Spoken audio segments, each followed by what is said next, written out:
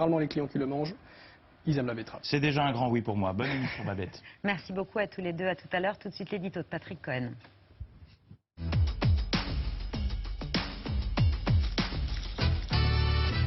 Vous revenez donc sur le naufrage d'un bateau de migrants la semaine dernière au large de la Grèce parce que les récits des rescapés relèvent l'ampleur et l'atrocité du drame. Oui, d'abord l'ampleur inédite, même si le bilan restera incertain. Il y avait sur ce rafio 750 hommes, femmes et enfants, et comme 104 personnes seulement ont pu être secourues, on peut estimer que le bilan dépasse les 600 morts, avec cette particularité soulignée par cet humanitaire syrien.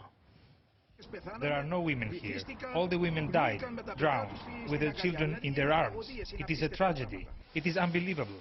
Aucune femme n'a survécu. Non, les femmes et les enfants, une centaine d'enfants, d'après les rescapés, avaient été enfermés par les passeurs dans la cale du bateau, soi-disant pour les protéger des hommes syriens et égyptiens entassés sur le pont. Les Pakistanais, très nombreux, avaient aussi été bouclés quand le navire a chaviré. Ceux qui étaient en soute en sont restés prisonniers. Les 104 survivants sont ceux qui ont pu se jeter à l'eau depuis l'étage supérieur, et donc ce sont tous des hommes. La BBC a pu filmer les retrouvailles de 2 frères syriens.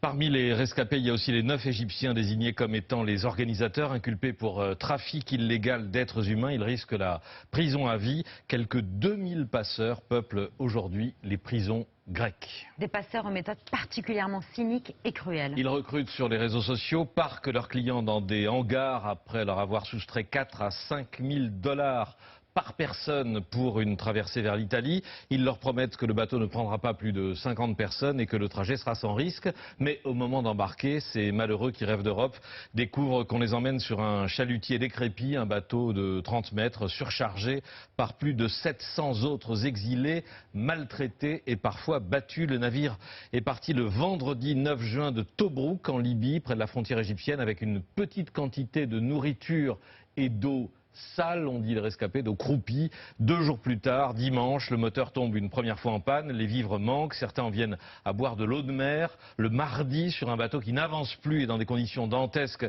des passagers tentent de donner l'alerte. Ils affirment que 6 personnes ont déjà péri à bord. C'est là que le navire est repéré par l'agence de surveillance européenne Frontex, puis par les gardes-côtes grecs. Des gardes-côtes aujourd'hui mis en cause, ils font l'objet d'une enquête officielle. Oui, rien ne va dans leur récit. Les gardes-côtes ont prétendu que des passagers leur ont répondu qu'ils n'avaient pas besoin d'aide et qu'ils voulaient continuer leur route vers l'Italie. Les rescapés ne racontent pas du tout cela, et même s'ils l'avaient fait, l'état du navire, sa surcharge et la détresse apparente de ses occupants auraient dû suffire à déclencher une intervention, d'autant qu'à ce moment-là, mardi après-midi, le bateau n'avançait plus, moteur coupé. Une enquête de la BBC l'a établi à partir de données de géolocalisation. Enfin, dans la nuit, un patrouilleur grec s'approche et tente de remorquer le navire avec un câble, manœuvre qui, d'après plusieurs rescapés, fait tanguer le bateau surchargé qui se renverse et coule rapidement. Voilà ce que l'on sait et qui devra être confirmé par l'enquête. J'ai parlé de la BBC, je voudrais citer les autres sources parce qu'elles sont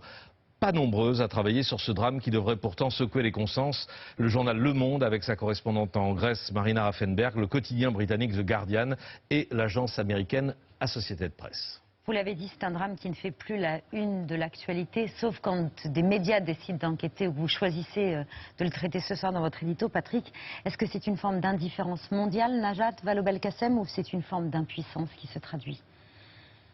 Je pense que force est de constater qu'on a perdu en capacité d'empathie. C'est une telle évidence. Vous vous souvenez quand le corps du petit Aylan avait été retrouvé naufragé en 2015 sur une plage, les larmes avaient coulé autour du monde entier. Je peux vous dire que depuis 2015, il y a eu beaucoup d'autres enfants naufragés dans les mêmes conditions.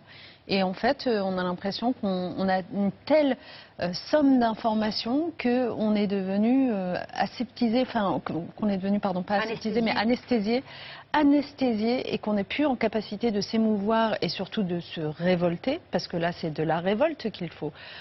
J'ose espérer que l'enquête va établir les responsabilités, que ce soit des gardes-côtes grecs, que ce soit de Frontex, mais juste je voudrais souligner qu'il y a quelques mois de cela, 27 migrants, on n'était pas 650, mais 27 migrants sont morts noyés dans la Manche, avec des enregistrements à l'époque, des conversations qui avaient eu lieu, y compris d'un certain nombre de services de police ici, qui montraient qu'il y avait aussi des responsabilités. À ce moment-là, le gouvernement avait annoncé qu'il allait lancer une enquête.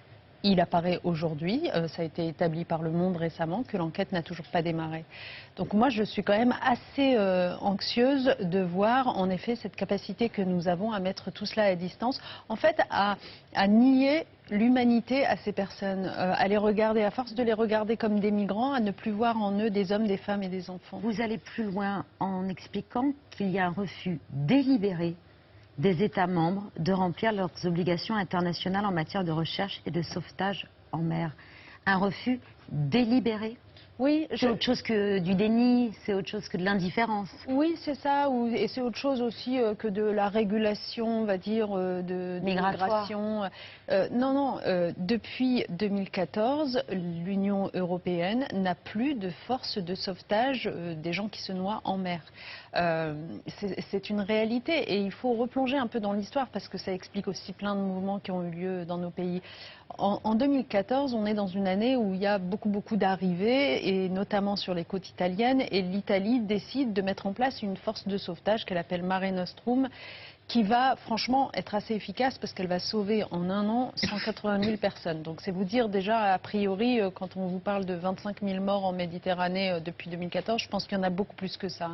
Il y a tous les disparus qu'on n'a pas comptabilisés. Bref, cette année-là, elle sauve quelques 180 000 personnes. Le problème, c'est que cette opération lui coûte tellement cher, c'est plusieurs millions d'euros par jour, qu'elle ne peut pas l'assumer seule. Donc elle se tourne vers l'Union européenne et elle demande de l'aide, de la solidarité des autres États. Et à ce moment-là, l'Union européenne a été en dessous de tout. Il n'y a pas eu cette solidarité et on connaît la suite. L'opération s'est arrêtée de sauvetage. Le populisme n'a cessé de croître en Italie avec les résultats que l'on connaît aujourd'hui. Et au lieu d'apprendre de ses erreurs, l'Union européenne continue sur cette voie-là, sur la voie de la fermeture des frontières, du fait de déléguer à des pays du Sud autour de nous la responsabilité finalement d'instruire les demandes d'asile qui nous arrivent, y compris lorsque les pays en question s'appellent Libye. C'est même une demande de l'extrême droite, voire des républicains en France. C'est pas encore un projet européen. C'est une demande, mais il n'y a pas... En fait, l'Union européenne a déjà passé l'Union européenne a déjà malheureusement passé des accords avec la Turquie, avec la Libye, qui de fait nous mettent dans cette situation où, grosso modo, on va considérer que ces pays sont des pays sûrs, entre guillemets, pour conserver, retenir des demandeurs d'asile. Sauf que en quoi est-ce que la Libye est un pays sûr? Enfin, je veux dire, sitôt qu'ils arrivent sur le sol libyen, les gens n'ont plus qu'une idée en tête, c'est en fuir tellement ils sont les victimes de sévices, de tortures, d'actes absolument dramatiques. Il faut voir dans quel état de santé mentale aussi, au-delà du physique, on les récupère ensuite en Europe. Donc en fait, le sujet, c'est est-ce que l'Europe est capable aujourd'hui de respecter ses obligations, pas simplement internationales. J'aime pas quand on se réfère tout le temps à la Convention de Genève, comme si... Bien sûr que c'est important d'avoir des obligations internationales, mais c'est d'abord des obligations humaines. Et d'ailleurs, la Convention de Genève, la France en a été l'un des rédacteurs. Donc quand, par exemple, les Républicains ou d'autres aujourd'hui disent « mais sortons de ces textes internationaux », enfin, je veux dire, pour le coup, c'est de la cancel culture, pardon. Hein. C'est une façon de remettre en cause un héritage qui est fondamental pour la France et pour nous autres. Donc, au-delà des obligations internationales, il s'agit d'obligations humaines. Est-ce que, franchement, laisser mourir des gens en mer parce qu'on ne s'est pas donné les moyens de les sauver, est-ce que ça nous permettra encore de nous regarder en face dans un miroir? Je pense qu'il y a une vraie question qui se pose pour nos sociétés, qui est aussi l'estime de soi, en fait, l'estime personnelle. Regardez comment on s'est senti, l'opinion publique européenne, fière quand on a su accueillir les Ukrainiennes, les Ukrainiens au moment de la guerre. On n'est pas fiers de nous, en vérité, quand des politiciens jouent sur nos bas instincts, exploitent, instrumentalisent, et puis finalement on se finit fini avec ça, avec 650 morts qu'on n'a pas su aider à temps. Donc moi je pense aussi qu'il en va de notre bien-être à nous que de nous comporter mieux. Et donc j'espère que les Français, les Européens vont réclamer de leurs dirigeants qu'ils adoptent une autre politique que celle-là. Aujourd'hui et pour 2 jours à Paris, une quarantaine de chefs d'État et de gouvernement est réunie pour un sommet mondial à l'initiative du président français pour lutter contre la pauvreté et s'adapter au réchauffement climatique avec une nécessité, trouver des fonds, trouver des financements. Jamais aucun décideur, aucun pays ne doit avoir à choisir entre la réduction de la pauvreté et la protection de la planète. We come to Paris today with a heavy heart, but with hope. And Emmanuel, privately I call this the How Dare You Summit. How dare you? How dare you upset the order?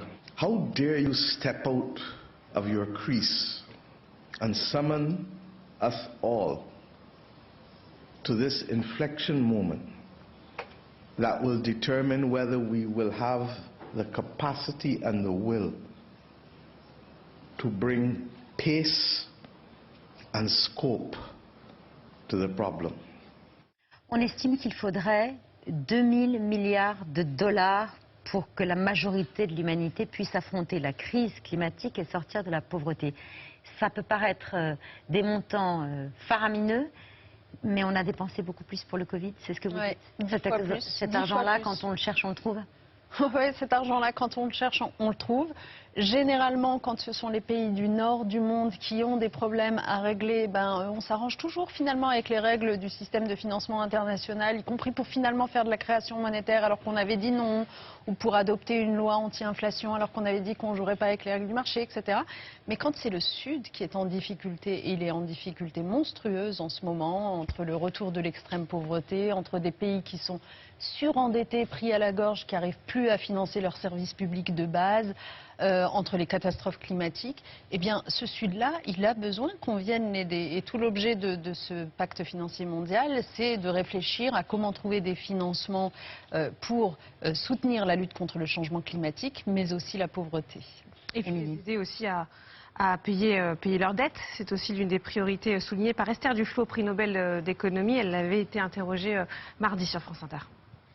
Ce à quoi on assiste depuis 2019, c'est vraiment une globalisation des problèmes auxquels font face les plus pauvres du monde. On l'a vu évidemment, l'exemple du Covid, mais on a eu d'autres exemples. La guerre en Ukraine a des effets immédiats directs sur l'Afrique, par exemple avec l'augmentation des prix alimentaires. L'inflation aux États-Unis et en Europe a conduit à une augmentation des taux d'intérêt qui a conduit à des difficultés énormes de service de la dette dans des pays. Donc, une crise qui existe chez nous s'est transformée en une crise qui existe en Afrique.